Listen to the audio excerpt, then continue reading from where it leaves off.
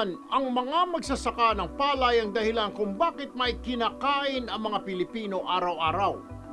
Pero paano kung ang mga magsasakang ito naloko pa sa peking abono? Ito ang kinahantungan ng mga magsasaka sa Talavera, Nueva Ecija.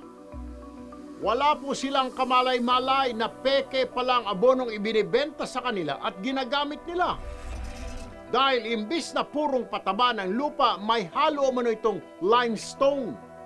At ang masaklap pa rito, kapareho lang ito ng presyo ng purong abono.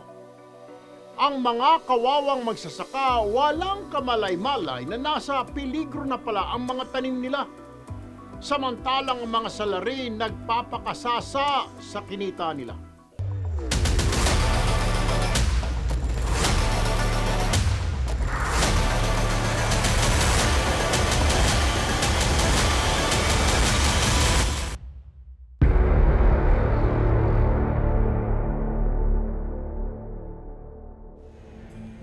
Nakatanggap tayo ng mga ulat na may isang kumpanya sa Talavera, Nueva Ecija nagbebenta ng iligal na abono online.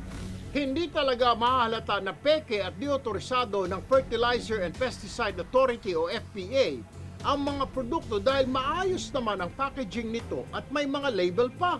Nang makuha ang impormasyon, itinimbre ito sa mga otoridad na agarang naglunsad ng test buy. Nang makumpirma na peke ito at walang permit, naglunsad ng isang raid sa sitio Balasing, Rizal, Nueva Ecija, kung saan ang warehouse ng kumpanyang nasa likod ng mga illegal na abono.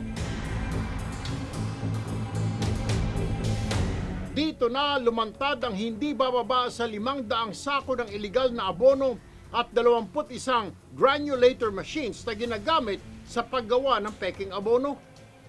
Nang walang may pakitang lehitimong dokumento, arestado ang isang Daniel de los Santos, ang may-ari ng Don Fertilizer Manufacturing. Tinatayang pumalo sa 900,000 pesos ang kabuuang halaga ng mga kumpiskadong iligal na abono, granulator machines, pati na rin ang mga delivery truck na ginagamit sa pamamahagi nito. Nasa kustodiya na ng FPA ang mga nasabat sa raid. Sa amin pong pagsasaliksik, napag-alaman repeat offender na pala itong si De Los Santos at ang kumpanya niyang Don Fertilizer Manufacturing. Sa katunayan, ipinasara na pala ito dahil wala itong kaukulang permit na mag-operate.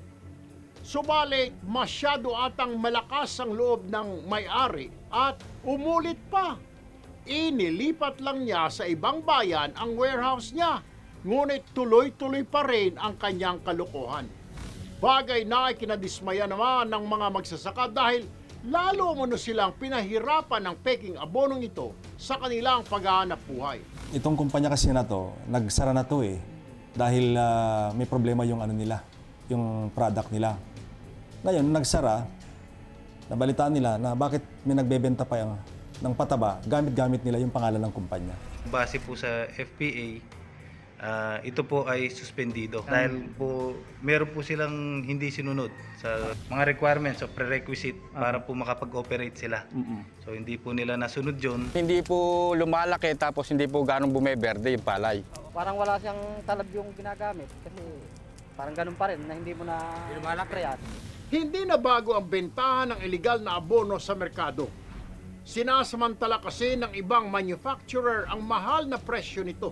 Ngunit ayon sa Department of Agriculture at FPA, may kakulangan din talaga sa pangil ang Presidential Decree 1144 o ang batas na bumubuo sa Fertilizer and Pesticide Authority. Bagamat mayroon na silang memorandum circular na nagbabawal sa online selling ng mga abono, maraming nakakalusot dahil wala naman silang police powers. Kawawa yung ating mga magsasaka kung imagine itong mga fertilizer na to peking fertilizer na to patuloy na kumalat sa ating mga palayan, sa mga maisan. Aasa sila na dahil dito tataas yung yield nila when in fact hindi. Lahat ng ating fertilizer and pesticides dumadaan yan sa rigorous process na ma-review. We will still review kung ano pa yung pwedeng mas mabibigat na kaso na kasi nga repeat offender ito. Umabot yan hanggang Mindanao.